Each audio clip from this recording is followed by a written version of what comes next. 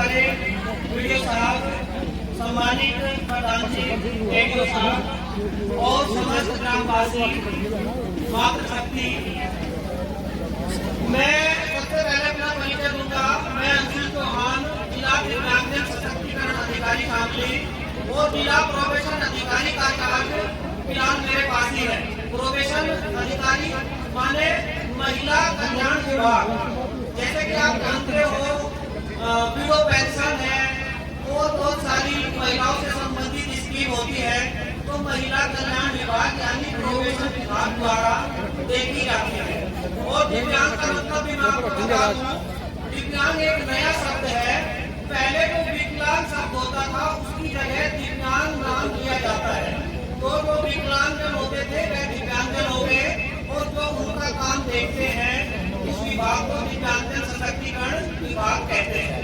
तो मैं इन दो विभागों की मुख्य योजनाओं के बारे में आपको बताना चाहूंगा। वैसे तो स्कीम बहुत सारी है इन दोनों विभागों में, लेकिन अगर महत्वपूर्ण स्कीम की बात करें तो एक स्कीम है कोकलर इम्प्लांट स्कीम।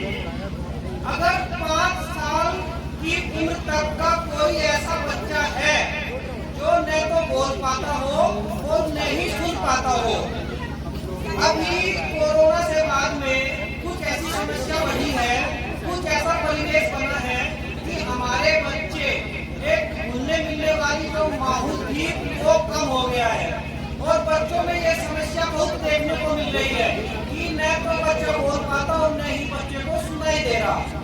तो अगर आपकी जानकारी में कोई ऐसा बच्चा हो तो उस बच्चे का ऑपरेशन हो जाता है। असल में होता क्या है, हमारे कान के अंदर एक हड्डी होती है, उस हड्डी को बोलते हैं कोकलर हड्डी। जब बच्चा जन्म लेता है उस दौरान, जब बच्चे के जन्म से पहले गर्भ में ही अगर कोई दिक्कत आ जाती है माँ के पेट में बच्चे के साथ, तो उसकी वह हड्डी क्षतिग्रस्त हो जाती है। और अगर हड्डी क्षतिग्रस्त हो गई तो बच्चा तो न तो सुनेगा, और जब बच्चे को सुनेगा नहीं तो बोल भी नहीं पाएगा। आपने देखा होगा जो समस्या किसी को न सुनने की होती है वो बोल भी नहीं पाता, जब सुनेगा नहीं तो बोल भी नहीं पाएगा। तो दोनों समस्या, गूंगा और बहरा, ये दोनों समस्या साथ साथ किसी व्यक्ति में पाई जाती है। और अगर 5 साल की उम्र तक यह ऑपरेशन हो जाए तो ठीक, नहीं तो 5 साल बाद यह ऑपरेशन नहीं होता। क्योंकि आप जानते हो जैसे जैसे आदमी की उम्र बढ़ती है हड्डी कठोर होती जाती है, और हड्डी कठोर होती है उसकी सर्जरी नहीं होती। तो 5 साल की उम्र तक ही हड्डी का ऑपरेशन होता है, आगे ऑपरेशन नहीं होता। तो अगर आपकी जानकारी में, आपके परिवार में, रिश्तेदारी में कोई ऐसा बच्चा हो उसके साथ यह समस्या हो तो आप उसका ऑपरेशन जरूर कराएं। यह ऑपरेशन बहुत महंगा होता है। अगर प्राइवेट हॉस्पिटल में कराएंगे आप तो 6 लाख से लेकर 8 लाख तक का इसमें खर्च आ जाता है। तो सरकार द्वारा निःशुल्क ऑपरेशन कराया जाता है, कोई पैसा नहीं लगता। इस ऑपरेशन में एक दिव्यांग प्रमाण पत्र की आवश्यकता पड़ती है। ऐसे बच्चे जिनका ये समस्या है वह अपना दिव्यांग प्रमाण पत्र बनवा ले, ताकि हमारे विभाग से संपर्क कर ले, हम उस बच्चे का ऑपरेशन करा देंगे। एक दूसरी स्कीम मैं बताना चाहूंगा, जहाँ मैं कोई स्कीम बता रहा हूँ जिसके बारे में अभी प्रचार प्रसार हद तक नहीं है जैसे होना चाहिए। एक हमारी नवीनतम स्कीम है महिला कल्याण विभाग की। अगर किसी बच्चे के माता पिता में से दोनों की या किसी एक की मृत्यु 1 मार्च 2020 के बाद हुई है, तो ऐसे बच्चे को प्रति महीना 2500 रुपया दिया जाता है। परिवार के अधिकतम 2 बच्चों को इस योजना का लाभ मिलेगा, और ऐसे बच्चे को 23 साल की उम्र होने तक या उनके स्नातक होने तक, दोनों में से जो भी पहले हो जाए, तब तक 2500 रुपया प्रति महीना दिया जाता है। ये एक बहुत ही महत्वपूर्ण स्कीम है। आपकी जानकारी में अगर कोई भी ऐसा बच्चा हो तो हमारा जो महिला कल्याण विभाग है यानी प्रोबेशन विभाग, बनत ट्रांजिट हॉस्टल में यह विभाग है, वहाँ जाकर आप संपर्क कर सकते हैं और इस योजना का लाभ उठा सकते हैं। क्योंकि अगर परिवार में 2 बच्चे हैं तो 1 महीने का 5000 रुपया और 7 भर का 60,000 रुपया हुआ, और एक गरीब परिवार में अगर 60,000 प्रति वर्ष रुपया आते हैं तो ऐसे गरीब परिवार में जिसमें माँ बाप बच्चे के नहीं है, दोनों या एक नहीं है तो बहुत ही सारा बन जाता है। तो आप लोगों की मदद कीजिए, ऐसे बच्चे पढ़ेंगे लिखेंगे आगे बढ़ेंगे। और जो बाप की या माँ की उनको छटी हुई है उसकी थोड़ी बहुत पूर्ति हो सकती है। एक मैं तीसरी स्कीम बताना चाहूंगा आपको, जो आपने देखी होगी दिव्यांग की मिलती है, जिसके सारे एक इनकम हुआ था खाओ तेरी आई लेकिन अब ये नई स्कीम शुरू हुई है। अरे उसकी नहीं आ रही गिरेगी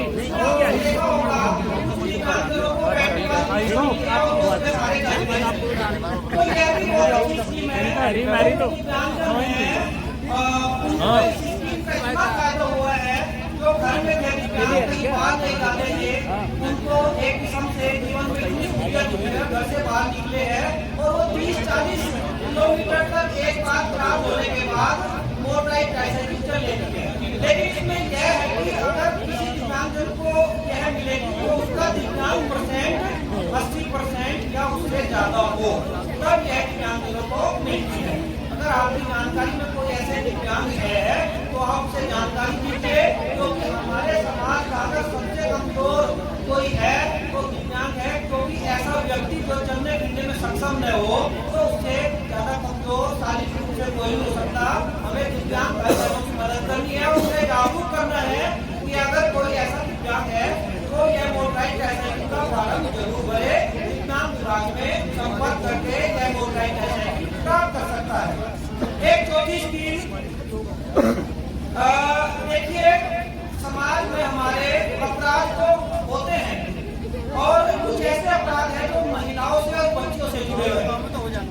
भगवान न करे किसी के साथ ऐसा हो। 1 बजे का प्रोग्राम है। ऐसी है जैसे कि रेप की घटना होती है, सामूहिक रेप की घटना होती है, कोई दहेज में किसी बहू को मार दिया जाता है, कोई तेजाब पीड़ित लड़की या महिला होती है, छोटी छोटी जो 18 साल से बच्चियां होती है कम की, उनके साथ कुछ गलत हरकत कर दी जाती है। पोक्सो का नाम सुना होगा आपने, वो मामले आते हैं तो किशोरियों के साथ ऐसा कुछ घटना हो जाती है। इसके अलावा एक कुछ गलत अंजाम किसी बच्ची के साथ होता है और साथ में उसको मार दिया जाता है। तो इस तरह की 9 घटनाएं हैं। ये अगर 9 घटनाएं किसी बच्ची के साथ 18 साल से छोटी बच्ची के साथ और महिलाओं के साथ हो जाती है नहीं चले जाना कभी। ऐसे मामलों में 3 लाख से लेकर 10 लाख तक की मदद की जाती है। लेकिन इसमें एक तो रिपोर्ट होनी जरूरी है, चार्जशीट रिपोर्ट होने के बाद चार्जशीट लगती है समय, और दूसरी चीज होती है डॉक्टर की रिपोर्ट, मेडिकल रिपोर्ट। क्योंकि अक्सर देखने में आया है हमारा समाज का खाना खाना इस तरीके का है, तो हमारी बच्चियां होती है डर जाती है, घबरा जाती है, सहम जाती है और हमारे समाज में उसको इज्जत कहकर घर की परिवार की उसको मामले को दबा दिया जाता है। देखो ऐसी घटना गलत है समाज के ऊपर, लेकिन अगर ऐसे परिवार में सरकार द्वारा आर्थिक मदद दी जाती है तो उसको लेना वाजिब है। तो ऐसे में आप उनको प्रोत्साहित करें। सरकार अगर लाभ दे रही है तो लाभ उठाना चाहिए उस चीज का, योजना का लाभ उठाना जरूरी है। और इसमें जो मैंने बात बताई मेडिकल जरूर कराए इस मामले में, क्योंकि अगर मेडिकल नहीं होगा तो फिर डॉक्यूमेंट अधूरे होंगे और योजना का लाभ नहीं मिलेगा। मेडिकल की रिपोर्ट पॉजिटिव रहती है, नेगेटिव रहती है, वो कमेटी तय करती है कि क्या होगा, लेकिन मेडिकल इसमें जरूर है।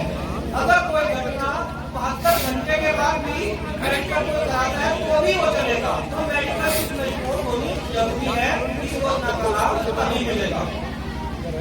एक स्कीम मैं बताना चाहूंगा, एक जो दिव्यांग भाई बहन होते हैं उनको पूरे उत्तर प्रदेश में जो रोडवेज बस होती है उनमें निःशुल्क यात्रा करने का अधिकार होता है।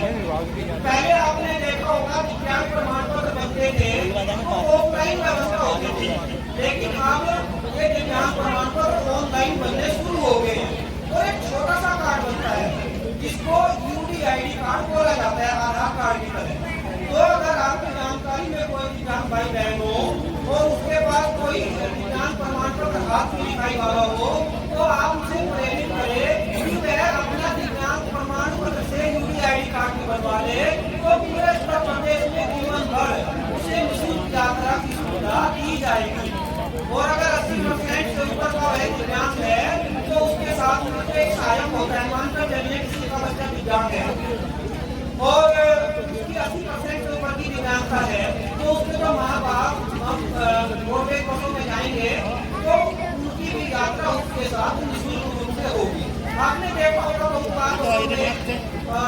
हमारे प्रधान होते हैं वो कहते रहते हैं कि आपका ये नहीं चलेगा, हमारी वो है मुझे पता नहीं पहले मैंने 60 साल तक पर को इसमें प्रेरित करें कि वे अपना छोटा कार्ड बनवा लें, उसी के माध्यम से वह निःशुल्क यात्रा हो। नहीं वो तो पता इसके हमारा अलावा दिव्यांगजनों को बोलता ही नहीं तो अपनी घर बच्चों को यात्रा भेजने के का अलावा जो हमारी वो उम्र वाला सिस्टम खत्म है। ये यात्रा होती है उसमें भी भारी छूट दी जाती है, एक पास पुरस्कार से बनाया जाता है। और अन्य योजनाओं में आपने दिव्यांग पेंशन का भी नाम सुना होगा, विडो पेंशन फिर तो जैसा वो योगी ना वो जो योजना करी थी 5 साल पहले योगी ने करी थी, बताना चाहूंगा 60 साल तो ऊपर की महिलाओं की और बता जिसकी उम्र कुछ भी हो उसमें अधिक उम्र नहीं होती, पहले क्या होता था उसमें भी आ लगी कोई महिला होती थी और ये बनाने नहीं तो उसका अपना पेंशन के लिए आवेदन होता था, लेकिन अब ऐसी कोई लिमिट का नहीं है। किसी ग्रुप में अगर कोई विडो महिला है वह विडो पेंशन का लाभ उठा सकती है और उसमें 2 लाख रुपया प्रति वर्ष की आय सीमा से ज्यादा नहीं होनी चाहिए। और जो आय प्रमाण पत्र बनेगा वह विडो के नाम से ही होगा, यानी परिवार में अगर सास ससुर उनके नाम से आय प्रमाण पत्र नहीं बनेगा, विडो के नाम से ही आय प्रमाण पत्र बनना जरूरी है। और बाकी इसमें जो पति का मृत्यु प्रमाण पत्र होता है, विडो का आधार कार्ड होता है और बैंक पासबुक होती है वो लग जाता है। और ऑनलाइन आवेदन होने के बाद आप जो रोक है वहाँ उसकी हार्ड कॉपी और जो डॉक्यूमेंट है उन्हें जमा करा सकते हैं और 2 से 3 महीने में विडो पेंशन स्वीकृत हो जाती है। और 1000 रुपया प्रति महीने के हिसाब से प्रति 3 महीने में 3000 रुपया किस्त के हिसाब से साथ में 4 बार आते हैं, यानी 12 महीने में हर महीने पेंशन नहीं आती, 3 महीने के कंडीशन से आती है, 3 महीनों की इकट्ठी आती है। एक जो दिव्यांग पेंशन है उसके बारे में बताना चाहूँगा, अगर किसी की दिव्यांग प्रतिशतता 40% है, लेकिन मैं आपको बताना चाहूँगा जो दिव्यांग होते हैं जैसे जैसे किसी की दिव्यांगता बढ़ती जाती है उनको परसेंटेज दी जाती है। जैसे मैं एक उदाहरण देता हूँ, एक आपको भी जागरूकता होगी उसमें, किसी व्यक्ति की एक उंगली कटी है, बहुत सारे दिव्यांग भाई बहन वो पूछते रहते हैं कि मुझे कितना उसका परसेंटेज मिलेगा। एक उंगली पर 8% दिव्यांगता मिलेगी। अगर हाथ की 4 उंगलियां किसी को नहीं है तो उसको 25% मिलेगी। अंगूठा अगर उसका है और उंगलियां नहीं है, 4 उंगलियां इस तरीके से, तो उसको 25% दिव्यांगता मिलेगी। अगर यह हाथ यहाँ से नहीं है तो उसको 50% मिलेगी। अगर कोहनी से ऊपर किसी को हाथ नहीं है तो उसको 80% मिलेगी। अगर किसी की एक आंख नहीं है तो 25% मिलेगी। अगर 2 आंख नहीं है तो 100% मिलेगी। इस तरीके से परसेंटेज होता है। और जब तक किसी व्यक्ति की दिव्यांगता 40% नहीं हो जाती उसको दिव्यांग नहीं माना जाएगा और उसको सरकारी सुविधा का लाभ नहीं मिलेगा।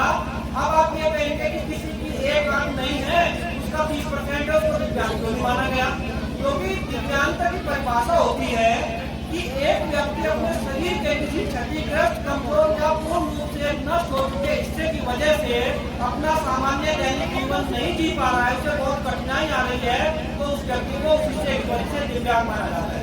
अगर 4 उंगलियां किसी को नहीं है तो वह किसी चीज को हाथ के ऊपर जो हिस्सा होता है इस हिस्से से किसी भी चीज को ऐसे करके उठा लेगा, तो इस स्थिति में माना जाएगा कि वह अपना सामान्य जीवन गुजर बसर कर लेगा, वह दिव्यांग नहीं है। अगर अंगूठे से लेकर हथेली कटी हुई है तो चीज को वह नहीं उठा पाएगा, न चीज को पकड़ पाएगा, वो उसकी दिव्यांगता 40 से 45% आ जाएगी, उसको दिव्यांग माना जाएगा। ये बहुत ही सामान्य चीज थी और इससे आपका एक कंसेप्ट भी क्लियर हुआ होगा, क्योंकि आपके सामने ऐसे कुछ मामले आते रहते होंगे, आप समझते होंगे इसका दिव्यांग माना जाएगा या नहीं माना जाएगा, तो आप उन्हें समझाइए कि आप दिव्यांग नहीं हो और दिव्यांगता की कैटेगरी में नहीं आओगे। इसी तरह एक आंख किसी को है तो उसका 20% दिव्यांगता आएगी, उसको भी दिव्यांग माना जाएगा, क्योंकि एक आंख का व्यक्ति अपना सामान्य जीवन जी लेता है। सामान्य जीवन का मतलब क्या होता है? अपने घर के घरेलू काम, उठना बैठना, इधर उधर जाना, खाना बनाना, स्कूल में पढ़ना, बस में सफर करना, यात्रा करना, ये सब दैनिक जीवन के हिस्से हैं। और अगर किसी की एक आंख सही है तो वह सारे काम कर लेगा। हाँ, अगर दोनों आंख नहीं है तो वह अपना सामान्य दैनिक जीवन नहीं जी पाएगा, उसको दिव्यांग माना जाएगा। तो इस तरीके से दिव्यांग परसेंटेज होती है। 40% दिव्यांगता आती है तो उसको दिव्यांग माना जाएगा, उसको दिव्यांग प्रमाण पत्र मिल जाएगा। दिव्यांग प्रमाण पत्र कहाँ मिलता है? प्रत्येक सोमवार के दिन जिला अस्पताल में, पूरा उत्तर प्रदेश की बात कह रहा हूँ, जो हमारे डिस्ट्रिक्ट हॉस्पिटल होते हैं वहाँ डॉक्टरों की टीम बैठती है। उस डॉक्टरों की टीम में हर तरीके के डॉक्टर होते हैं, आंखों के डॉक्टर, कान के डॉक्टर, हड्डियों के डॉक्टर, दिमाग के डॉक्टर, यानी एक व्यक्ति जहाँ जहाँ से दिव्यांग हो सकता है उन सभी के डॉक्टर उस टीम में बैठते हैं सोमवार के दिन। और जब दिव्यांग उनके सामने आते हैं तो दिव्यांग का परीक्षण करते हैं और जिस श्रेणी का कोई व्यक्ति होता है, जिस श्रेणी का डॉक्टर से देखेगा वो दिव्यांग प्रमाण पत्र उसको प्रदान करेगा। तो ऐसे में दिव्यांग प्रमाण पत्र सोमवार के दिन बनते हैं। अगर आपकी जानकारी में कोई ऐसा हो तो आपसे जरूर बताएं। दिव्यांग प्रमाण पत्र बनने से पहले एक ऑनलाइन रजिस्ट्रेशन भी करना होता है, जनसेवा केंद्र पर होगा है, और उसकी हार्ड कॉपी निकालकर आधार कार्ड के साथ आदमी को डॉक्टरों के पास जाना होगा और तब उसका दिव्यांग प्रमाण पत्र बनेगा। तो दिव्यांग पेंशन बनने में 40% का दिव्यांग प्रमाण पत्र, दूसरा आधार कार्ड, एक आय प्रमाण पत्र। आय प्रमाण पत्र इसमें अगर कोई ग्रामीण क्षेत्र का दिव्यांग है उसको 40,000 रुपये प्रति वर्ष से ज्यादा नहीं होना चाहिए उसका आय प्रमाण पत्र, और शहरी क्षेत्र में 56,000 से ज्यादा नहीं होना चाहिए। जहाँ विडो पेंशन में 2 लाख की आय सीमा है, यहाँ 40,000 है। 40,000 से अगर किसी व्यक्ति की ज्यादा आय है वर्ष की तो उसका भी पेंशन नहीं मिल पाएगा, तो उसका जो आय प्रमाण पत्र है वह 40,000 प्रति वर्ष से ज्यादा का नहीं होना चाहिए। एक ग्राम सभा का प्रस्ताव भी लगता है, जो ग्राम प्रधान जी के पास एक रजिस्टर होता है, एसपी के पास एक रजिस्टर मिलेगा, कार्यवाही का रजिस्टर। इस कार्यवाही के रजिस्टर में प्रधान जी और सचिव अपने दोनों साइन से एक प्रस्ताव पास करेंगे। वह प्रस्ताव दिव्यांग को देंगे और जब दिव्यांग ऑनलाइन आवेदन करेगा अपनी पेंशन का तो वह प्रस्ताव की अपलोड करना होगा। तो यहाँ क्या क्या डॉक्यूमेंट हुए? दिव्यांग का आधार कार्ड, दिव्यांग का आय प्रमाण पत्र, दिव्यांग का दिव्यांग प्रमाण पत्र और एक ट्रांसफर का प्रस्ताव और बैंक पासबुक की फोटो कॉपी। तो इस तरीके से ये डॉक्यूमेंट होने के बाद दिव्यांग का ऑनलाइन आवेदन हो जाएगा और 3 से 4 दिन में उसकी 1,000 रुपया प्रति महीना पेंशन आनी शुरू हो जाती है। अच्छा, एक हमारी आपने नाम सुना होगा कुष्ठ रोग का। कुष्ठ रोग के बारे में आप जानते हैं, इसको आम भाषा में हम कोढ़ बोल देते हैं। इसको तो कोढ़ हो गया, हालांकि शब्द का यूज नहीं करना चाहिए। इसका जो शब्द है वह कुष्ठ रोग होता है, इंग्लिश में इसको लेप्रोसी बोलते हैं। हमारी 21 तरह की विकलांगता होती है, जैसे कोई नाम से दिव्यांग, कोई कान से, कोई कहीं से एक दिव्यांगता हमारी लेप्रोसी भी है। इस लेप्रोसी की वजह से अगर कोई दिव्यांग हुआ है तो उसको 3,000 रुपया प्रति महीना पेंशन मिलती है, यानी साल में अगर किसी को कुछ रोग हो गया है तो उसकी जो पेंशन बनेगी वो 36,000 रुपये हिसाब से आएगी। तो अगर आपकी जानकारी में कोई ऐसा भी व्यक्ति है तो आप वही परहेज करें कि वह दिव्यांगता की श्रेणी में आता है, वह अपना दिव्यांग प्रमाण पत्र बनवा ले और अपनी पेंशन बनवा ले, उसको लाभ देना। अच्छा, पहले हमारी कुछ ही तरह की दिव्यांगता होती थी, लेकिन अब 2016 में भारत सरकार ने हमारी दिव्यांगताएं बढ़ा दी है। अब 21 तरह की दिव्यांगताएं होती है। अगर किसी का चेहरा तेजाब से पीड़ित है, आपने सुना होगा, अखबारों में पढ़ा होगा कि उसके ऊपर तेजाब से हमला कर दिया गया लड़की के ऊपर, तो अगर ऐसे हमले होते हैं उनकी पीड़िता जो होगी, पीड़ित कोई होगा, उसको भी दिव्यांग माना जाएगा और ऐसे लोग भी दिव्यांग की श्रेणी में आएंगे और दिव्यांग होने का उनको लाभ मिलेगा, सरकारी योजनाएं उन्हें मिलेगी। एक जो हमारे जिसकी हाइट कम होती है, जिसको हम भाषा में बोलना बंद बोल देते हैं, अगर किसी की हाइट 18 साल की उम्र होने तक 4 फीट ही है, 4 फीट से ऊपर उसकी हाइट नहीं बढ़ी तो उसको भी दिव्यांग माना जाता है, क्योंकि ऐसा व्यक्ति भी अपना सामान्य दैनिक जीवन जीने में कठिनाई महसूस करता है, क्योंकि 4 फीट से नीचे जिसकी हाइट होगी उसको चलने फिरने में आपने देखा होगा पैर मुड़ जाते हैं, वो हाइट पर होती है, शरीर में थोड़ा कर्व भी पैदा हो जाता है, फूलों का आकार, कमर का आकार, इस तरीके से उसको इतनी दिक्कत होती है, वह अपना दैनिक जीवन जीने में कठिनाई महसूस करता है। तो ऐसे में जिसकी हाइट 4 फीट से कम है उसको भी दिव्यांग माना जाएगा। तो अगर आपकी जानकारी में कोई ऐसा व्यक्ति है तो आप उसको भी प्रेरित करें कि सरकारी योजनाओं का उसे भी लाभ मिलेगा, वह अपना दिव्यांग प्रमाण पत्र बनवा लेगा। इसके अलावा हमारी और भी बहुत सारी बीमारियां, आपने थैलीसीमिया का नाम सुना हो, हीमोफीलिया का नाम सुना हो। हीमोफीलिया एक ऐसी बीमारी होती है, अगर किसी का कहीं से शरीर का कोई हिस्सा कट जाए तो उसको लगातार खून बहता रहेगा, खून नहीं रुकेगा, क्योंकि जो हमारा खून होता है थोड़ी देर में जम जाता है, फिर खून नहीं निकलता। लेकिन अगर किसी को हीमोफीलिया है तो वह खून नहीं रुकेगा और आदमी की मृत्यु तक हो जाती है ऐसे में। तो ऐसे व्यक्ति भी दिव्यांग माने जाते हैं। अगर किसी को यह बीमारी है तो वह दिव्यांग माना जाएगा, उसको लाभ मिलेगा। और थैलीसीमिया, सिकल सेल डिसीज, बहुत सारी बीमारी है। एक आपने तारे जमीन पर एक मूवी आई थी, जिसमें एक बच्चा था जिसको पढ़ने में दिक्कत होती थी, समझने में दिक्कत होती थी, आप सब बड़ी बात वाकिफ हो गए। तो ऐसे बच्चे भी विशिष्ट अधिगम क्षमता के अंतर्गत दिव्यांग माने जाते हैं, उनको भी दिव्यांग माना जाएगा, उनको भी योजनाओं का लाभ मिलेगा। इसके अलावा और भी बहुत सारी दिव्यांगता की श्रेणी होती है, उनको दिव्यांगता के मानेंगे वो लाभ मिलेगा। एक मैं आपको बताना चाहूंगा, एक तो महिला कल्याण विभाग है। महिला कल्याण विभाग में महिलाओं की सुरक्षा हेतु और महिलाओं का तत्काल सुविधा प्रदान हेतु एक ओएससी वन स्टॉप सेंटर का आपने कभी नाम सुना हो। जैसे महिला हेल्पलाइन होती है ना, 181 पर जब आप कोई महिला कॉल करेगी तो वो ओएससी को ही जाता है।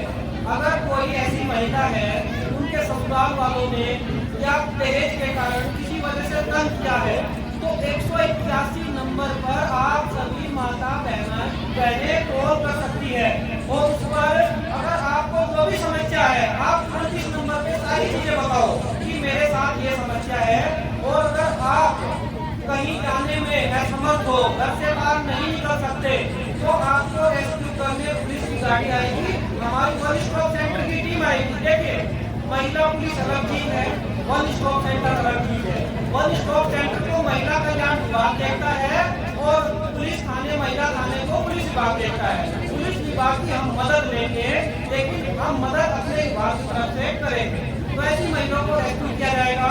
और 5 दिन तक वन स्टॉप सेंटर अल्पावास देता है। अल्पावास का मतलब 5 दिन तक वहाँ अपने पास ही रखेंगे। इसमें में बता था, वहाँ महिलाओं को सब तरह की सुविधा मिलती है। 5 दिन तक खाना पिलाना सब कुछ वहाँ रहता है और उनकी काउंसलिंग की जाती है। फिर परिवार वालों को बुलाया जाएगा कि अपने पति, अपने सास ससुर, इनका आप नंबर दो और इन्हें हम बुलाएंगे, उनकी काउंसलिंग की जाएगी।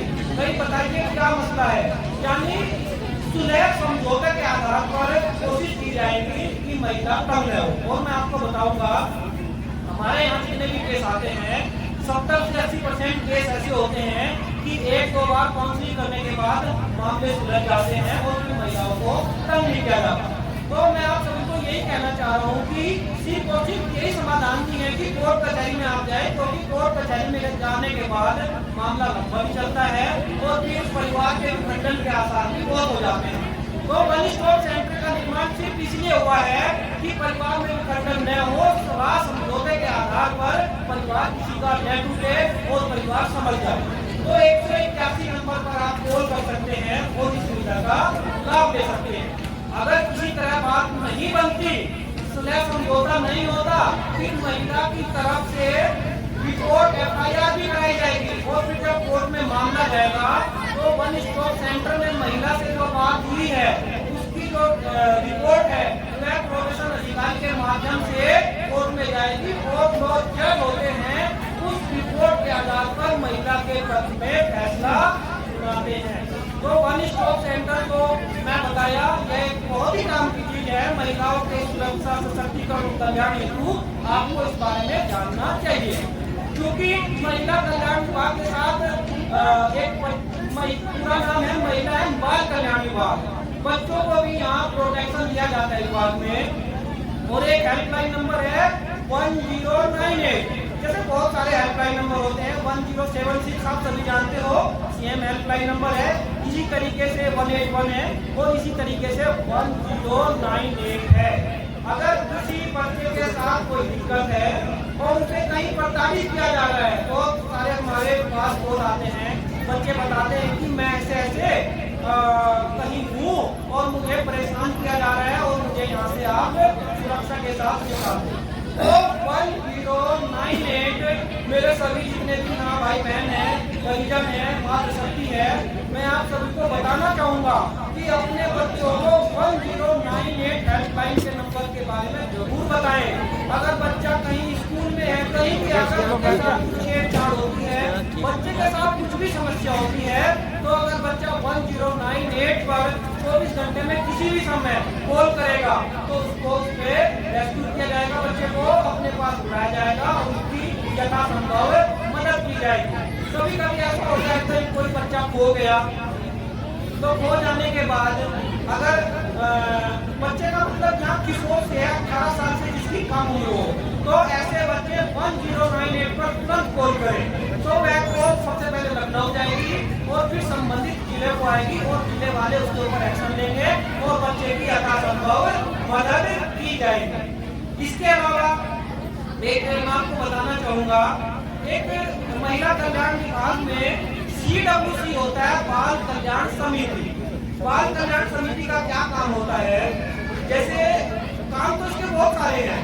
अगर किसी को दत्तक पुत्र का आपने नाम सुना होगा, दत्तक बच्चे का गोद लेना, गोद दूसरे बच्चे को गोद, बच्चे नहीं होते किसी को तो वो गोद लेना चाहते हैं, तो हमारा विभाग उसमें गोद लेने में भी परिजनों की मदद करता है। आप बाल कल्याण समिति के जाकर सामने बोल कर सकते हैं। अगर आपके संपर्क में कोई है तो इस बारे में जरूर जानकारी दे कि जो जिले का बाल कल्याण विभाग, महिला कल्याण विभाग है, वहाँ आप चले जाइए, CWC के सामने जाइए और आप में अगर ऐसा बोलेंगे तो आपका फॉर्म फिलअप करेंगे। और जब ऐसी स्थिति होगी, कहीं कोई बच्चा गोद होने को तैयार है, गोद किए जाने को तैयार है, तो आपसे संपर्क करके आपकी मदद की जाएगी। इसके अलावा एक मैं बताना चाहूँगा, एक दिव्यांग जैसे हमारे बहुत सारे सोशल सेक्टर में स्कीम होती है, आप बहुत तो नहीं हो रहे, चीजें आपके मतलब की हुई बताई जा रही है, तो आराम से सब लोग बैठे हैं। जिन्हें पीछे खड़े हैं मैं चाहूंगा बैठ जाएं, पीछे भी सीटें नहीं तो आगे आगे आ जाए। और जो यहाँ से बताया जा रहा है पुनः अनुरोध है कि बहुत ध्यान से सुने। देखिए, शादी अनुदान हमारा देश परंपराओं का देश रहा है, जहाँ शादी को एक अनुष्ठान के रूप में माना जाता है और इसमें अनुष्ठान के साथ साथ एक पर्व के रूप में, त्योहार के रूप में प्रत्येक व्यक्ति इसको देखता है, वो बड़े धूमधाम से शादी को करता है। लेकिन जो अमीर व्यक्ति होते हैं उन्हें तो कोई दिक्कत नहीं, जो गरीब आदमी है थोड़ा उसके लिए मुश्किल होता है कि वह धूमधाम से शादी कर पाए। तो सरकार ने ऐसे गरीब लोगों की मदद के लिए कि उनके माँ बाप के भी कुछ सपने हैं, उनके बच्चे की शादी हो रही है, उनके मन में कोई ऐसी कसक न रहे कि हम अपने बच्चे की शादी में खर्च नहीं कर पाए, तो बहुत ही गरीब होते हैं, उनकी मदद सरकार द्वारा की जाती है और तरह तरह की जो शादी अनुदान की स्कीम होती है उनको प्रदान की जाती है। ऐसी हमारी शादी अनुदान की कुछ स्कीम है, जैसे आपने नाम सुना होगा सामूहिक विवाह योजना, एक पिछड़ा वर्ग शादी अनुदान योजना, एक अल्पसंख्यक विभाग की योजना, इसी तरह श्रम विभाग की योजना होती है, जो श्रमिक की पुत्रियां होती है उनको लाभ दिया जाता है। और इसी तरीके से एक योजना है दिव्यांग शादी अनुदान योजना। जो हमारी पिछड़ा वर्ग शादी अनुदान योजना है वो हमारी पिछड़ी जाति है। पिछड़ी जाति का मतलब आप समझते होंगे, हमारी जो यहाँ पर उत्तर प्रदेश है इसमें मुख्य रूप से जाट है और पैसे पर वो बात हो रहा है जाट, गुर्जर, यादव, इस तरीके से हमारी जो पिछड़ी जातियाँ हैं, अगर कोई गरीब परिवार का व्यक्ति है तो उनको इस योजना का लाभ दिया जाएगा। और इसमें जो बेटी होती है, बेटी के पिता को लाभ मिलता है, इसमें बेटी के पिता को 20,000 रुपये का लाभ दिया जाता है ताकि वह अपनी बेटी की शादी में खर्च कर सके। एक धनराशि उसके खाते में भेज दी जाती है। तो इस योजना का लाभ लेने के लिए 3 महीने से पहले जो शादी की तारीख होती है उसके 3 महीने पहले और शादी के 3 महीने बाद तक ऑनलाइन आवेदन किया जाता है। इसमें बच्चे का आधार कार्ड, पिता का आधार कार्ड, आय प्रमाण पत्र, 40,000 की जो IC होती है उसका आय प्रमाण पत्र होना चाहिए। तो अगर पिछड़ी जाति में कोई ऐसी बेटी है तो उनके जो माँ बाप है वह इसमें ऑनलाइन आवेदन करेंगे और आवेदन की जो हार्ड कॉपी है जो डॉक्यूमेंट है वे अपने वीडियो कार्यालय में जमा कर देंगे। एक पिछड़ी स्कीम विवाह योजना। सामूहिक विवाह योजना में कोई ऐसा बंधन नहीं है जाति का, इसमें कोई भी, इसमें ऑनलाइन आवेदन होने वाला, पहले ऑफलाइन आवेदन होता था, अब इसमें ऑनलाइन आवेदन होना शुरू हो गया है। वो ऑनलाइन आवेदन, इसमें ऑनलाइन आवेदन तब होगा जब शादी की कोई डेट फिक्स हो गई है। अच्छा, एक शर्त इसमें यह है कि जब शादी होगी तो सामूहिक रूप से शादी कराई जाएगी। और जैसा आपने देखा होगा ब्लॉक में, तहसील में और जगह जगह सामूहिक विवाह होते रहते हैं, तो उसी स्कीम का नाम सामूहिक विवाह योजना है।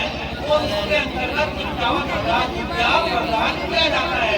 35,000 नकद मिलेंगे और बाकी उसमें कुछ सामान होते हैं जो दंपति को होते हैं, दूध वगैरह, बक्से वगैरह, कुछ तरीके के सामान होते हैं। और उसमें 5 या 6,000 रुपये तक उसमें जो आंकड़ होता है वहाँ अनुष्ठान वगैरह किया जाता है, जो अनुष्ठान वगैरह उसमें कर जाता है। तो इस तरीके से 51,000 का लाभ होता है।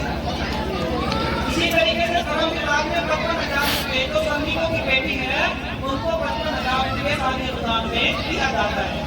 एक स्कीम ऐसी विज्ञान विभाग में है, विज्ञान विभाग के अंतर्गत भी 35,000 रुपये तक का इनाम दिया जाता है। अगर वर वधू में दोनों दिव्यांग है तो 35,000 रुपये दिए जाएंगे। अगर केवल लड़का दिव्यांग है तो 15,000, केवल लड़की दिव्यांग है तो 20,000, दोनों को 35,000। इसमें भी ऑनलाइन आवेदन होता है। अगर कोई विधवास चल रहा है, उसके दौरान शादी हुई है और इससे पहले अगर किसी विधवास में शादी हुई है, इससे पूर्व का जो विधवास है उसमें दिव्यांग की शादी है तो ऑनलाइन आवेदन कर सकता है और योजना का लाभ उठा सकता है। इसी तरीके से दुकान निर्माण की एक स्कीम होती है दिव्यांग, सबको लाभ मिल जाएगा। उसमें 20,000 तक का लोन मिल जाता है दिव्यांगजनों को। एक और और योजनाएं बहुत सारी हैं, और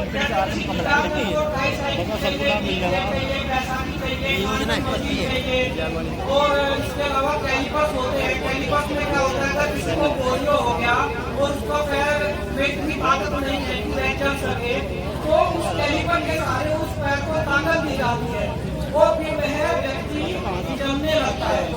वो सीपी चेयर होती है, MR किट होती है, लैप्रोसी किट होती है।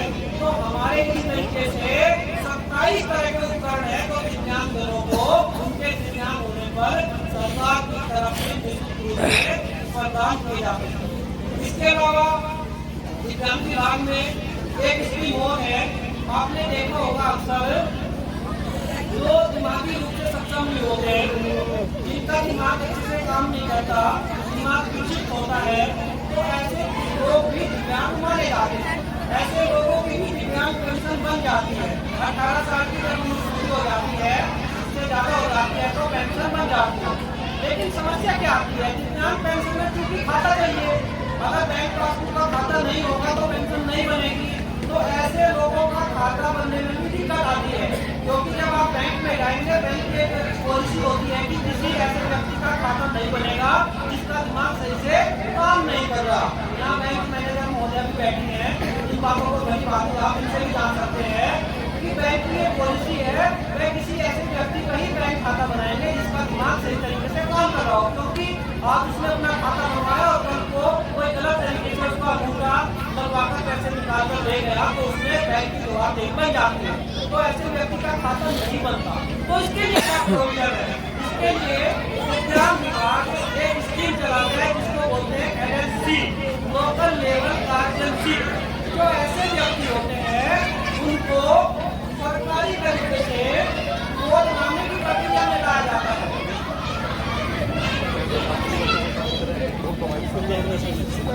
यहाँ जो भी प्रधानाध्यापक है, सहायक अध्यापक गण है, मेरी उनसे गुजारिश, तो जो मैं लीगल गार्जियनशिप के बारे में आपको बता रहा था, उसमें सरकारी तरीके से ऐसे बच्चों को उनके माँ बाप द्वारा गोद लिया जाता है।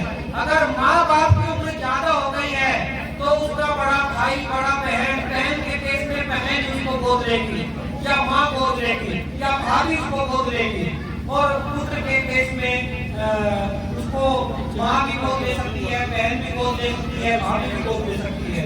गोदनामा उसका होता है, गोदनामा उसकी देखभाल के लिए, चल संपत्ति के लिए, अचल संपत्ति के लिए इन 3 चीजों में मिलता है। तो ऐसा गोदनामा मिलने के बाद जो उसको गोद लेगा उसकी एक लीगल प्रक्रिया होगी और एक सर्टिफिकेट हमारे विभाग की तरफ से दिया जाएगा और जो उसका गोद करता है जिसने गोद लिया है उसी का अकाउंट नंबर उसकी पेंशन में लगेगा और क्योंकि वह उसका लीगली गार्जियन है तो उसी के खाते में उसकी दिव्यांग पेंशन आएगी। अच्छा, एक चीज और मैं बताना चाहूंगा, ये समस्या सिर्फ दिव्यांग भाई बहनों की नहीं, बहुत समस्या है ये आधार कार्ड वाली। कुछ लोगों का आधार कार्ड नहीं बन पाता, उसकी समस्या क्या होती है, उनको या तो हाथ की उंगलियां नहीं होती दिव्यांगता के केस में, और कुछ हमारे बुजुर्ग हैं जिनकी उंगलियों पे फिंगरप्रिंट खींच चुके हैं और वो फिंगरप्रिंट उनका नहीं आता। तो इस समस्या का समाधान क्या है? बहुत समस्या है ये, मैं इसके बारे में भी आपको बताना चाहूंगा। देखो, जो हमारे आधार कार्ड बनते हैं उसमें 12 चीजें होती है, 10 तो हाथों की उंगलियां, 5 और 2 हमारी आंखें, कितनी टोटल 12। जब आधार कार्ड बनाया जाता है तो हमारी उंगलियां और आंखें कुल 12 चीजें स्कैन की जाती है और अगर उसमें से किसी का कुछ खराब होता है तो अक्सर कह दिया जाता है या हमारे भी एक भ्रम बना हुआ है इसका तो फिंगरप्रिंट नहीं आया और इसका आधार नहीं बनेगा। ऐसा नहीं है। इन 12 चीजों को जब स्कैन किया जाता है कंप्यूटर पर ये सारी 12 चीजें दिख जाती है। अगर इनमें से 12 चीजों में किसी की एक चीज भी एक्टिव है, सिर्फ एक आंख या एक उंगली, तो उस पर टिक लगा दिया जाएगा, बाकी 11 चीजें क्रॉस कर दी जाएगी और एक चीज के आधार पर, एक चीज की स्कैनिंग के आधार पर ही हमारे पास जो डिजिट होती है आधार कार्ड की वो मिल जाएगी और हमारा आधार कार्ड बन जाए। लेकिन समस्या क्या है, जो हमारे आधार सेंटर होते हैं वहाँ हमारे एक ऑपरेटर होते हैं, सुपरवाइजर होते हैं, और जो हमारे ऑपरेटर होते हैं उनको अधिकार नहीं होता, वे 12 चीजों के आधार पर हमारा आधार कार्ड बना पाएंगे और जो हमारे सुपरवाइजर है वह सिर्फ और सिर्फ एक चीज के स्कैन के आधार पर भी हमारा आधार कार्ड बना देंगे, उनको कोई दिक्कत नहीं होगी, उनको ऐसी अथॉरिटी मिली होती है। लेकिन ऐसे सुपरवाइजर हमारे कम ही आधार सेंटर पर मिलते हैं। अभी फिलहाल हमारे पूरे जनपद शामली में 3 से 4 जगह है जहाँ ऐसे सुपरवाइजर है और मात्र एक ही स्कैन के आधार पर आधार कार्ड बना देते हैं। ये जो आंगनबाड़ी सेंटर होते हैं, कैराना में जो आंगनबाड़ी सेंटर है, थाना भवन में जो आंगनबाड़ी सेंटर है, आंगनबाड़ी सेंटर भी आधार कार्ड बना रहे हैं तो वो आधार कार्ड वहाँ बना देंगे। अच्छा, कभी ये कि आपके सामने दिक्कत आ सकती है क्योंकि 18 साल से ऊपर के अभी आधार कार्ड नहीं बन रहे, तो अगर कोई ऐसी दिक्कत है तो फिर आपको हेडक्वार्टर में दिल्ली जाना पड़ेगा, वहाँ अपना आधार कार्ड बनवाना। क्योंकि मैं ये बात इसलिए बताई, हमारी जो तीनों तरह की पेंशन है, दिव्यांग पेंशन है, विडो पेंशन है, ओल्ड एज पेंशन है, अभी इनमें केवाईसी चल रही है। केवाईसी भी 2 तरीके की होती है, एक तो बैंक की केवाईसी, एक विभाग की केवाईसी। जब आप बैंक में केवाईसी कराने जाएंगे तो आपका जो खाता है उससे आपका आधार अटैच हो जाएगा और आपकी केवाईसी हो जाएगी। लेकिन इस केवाईसी से अलग सरकार ने दूसरी केवाईसी में करानी शुरू कर दी है ताकि जो कोई फ्रॉड है, किसी को गलत तरीके से पेंशन मिल रही है वो पकड़ में आ जाए और पेंशन की जो मामले हैं उनमें पारदर्शिता बनी रहे। तो इस वजह से सरकार ने विभागीय केवाईसी भी शुरू की है। वहाँ आपका जो पेंशन का खाता है, जो पेंशन का नंबर है, एक अकाउंट नंबर, एक पेंशन का नंबर, उस पेंशन के नंबर से आपका आधार कार्ड जोड़ा जा रहा है। पिछले 1.5 साल से विभागीय केवाईसी चल रही है। बहुत सारे लोगों के साथ समस्या है, वो कहते हैं कि हमारी विडो पेंशन नहीं आई, हमारी ओल्ड एज पेंशन नहीं आई, हमारी दिव्यांग पेंशन नहीं आई। तो उन लोगों के साथ समस्या है जिन्होंने अपनी विभागीय केवाईसी नहीं कराई। अगर किसी की विभागीय केवाईसी नहीं हुई है तो आप जनपद के विभागों में जाइए और अपना आधार कार्ड और खाता नंबर उसको दे आइए, आपकी विभागीय केवाईसी हो जाएगी और आपको पेंशन पुनः प्राप्त होने लगेगी। अगर आपने एक लंबे समय तक विभागीय केवाईसी न कराई तो आपकी पेंशन कट जाएगी। तो आप समय रहते सभी केवाईसी करा लें। और जो 2 विभाग है जिनको मैं देख रहा हूँ, विडो पेंशन और दिव्यांग पेंशन, अगर किसी की केवाईसी नहीं हुई है तो हमारे विभाग द्वारा एक सुविधा भी दी गई है। मैंने एक हेल्पलाइन नंबर शुरू किया था, वो आपको लास्ट में नोट कराऊंगा। जितनी भी योजनाएं मैंने आपको बताई है, अगर इन योजनाओं के बारे में आप रिमाइंड करना चाहते हैं, कुछ जानकारी लेना चाहते हैं तो व्हाट्सएप नंबर पर वो हेल्पलाइन नंबर पूरे जिले में प्रोवाइड किया है मैंने, आप उस नंबर पर जानकारी ले सकते हैं। उस नंबर पर अपने आधार कार्ड देकर मुझसे कहें कि हमारी केवाईसी कर दो, हमारी ये पेंशन है। व्हाट्सएप के माध्यम से भी आपकी केवाईसी करा दी जाए। तो वो हेल्पलाइन नंबर मैं आपको लास्ट में दूंगा कि आप फोटो लिखे अपने फोन नंबर में नोट कर लें। Mobile number 8791 491011 8791 491011। इस हेल्पलाइन नंबर पर आप मुझे व्हाट्सएप के माध्यम से संपर्क कर सकते हैं। आज के समय में व्हाट्सएप फोन, एंड्रॉइड फोन सभी के पास है। कुछ ही लोग हैं जिनके पास ये सुविधा नहीं है, क्योंकि मोबाइल फोन सुनना पूरा दिन वगैरह रहती है, थोड़ा मुनासिब नहीं होता, समय नहीं लगता। अगर मैं फोन ना उठा पाऊँ तो आप इस नंबर पर व्हाट्सएप करके जरूर छोड़ देना, मैं इसको सिखाएगा। इसके अलावा मैं आपको एक और बताना चाहूँगा, हमारे इसमें जो महिला कल्याण विभाग है, यहाँ 2 स्कीम और है। अगर कोई विडो लेडी अपनी बेटी की शादी करती है तो उसको भी 10,000 रुपये का निःशुल्क आर्थिक मदद सरकार के द्वारा दिया जाता है। इसमें ऑफलाइन प्रक्रिया होती है, आप उसका आवेदन कर सकते हैं। अगर कोई विडो लेडी अपना पुनर्विवाह करना चाहती है तो उसके लिए भी 11,000 रुपये का एक अनुदान है, लाभ दिया जाता है। ये 2 महत्वपूर्ण स्कीम है ये भी। इसके अलावा दिव्यांग विभाग में एक स्कीम के बारे में मैं आपको बताना चाहूँगा। लगभग स्कीम हो चुकी है और मैं आपको यहाँ एक बात बता देता हूँ कि एक चूंकि 2 विभाग है, यहाँ टोटल 21 से 25 प्रकार की योजनाएं हैं और सभी योजनाओं का प्रचार प्रसार करने के लिए एक हेल्पलाइन मैंने शुरू किया था, आप उस पर जानकारी ले सकते हैं। और एक मेरे नाम से अंशुल चौहान PCS करके एक मैंने चैनल भी बनाया है, विभागीय योजनाओं की मैं जानकारी देता रहता हूँ। तो आप वहाँ जाकर भी किसी विभागीय योजना के बारे में सही से जानकारी ले सकते हैं। आप सभी का बहुत बहुत धन्यवाद।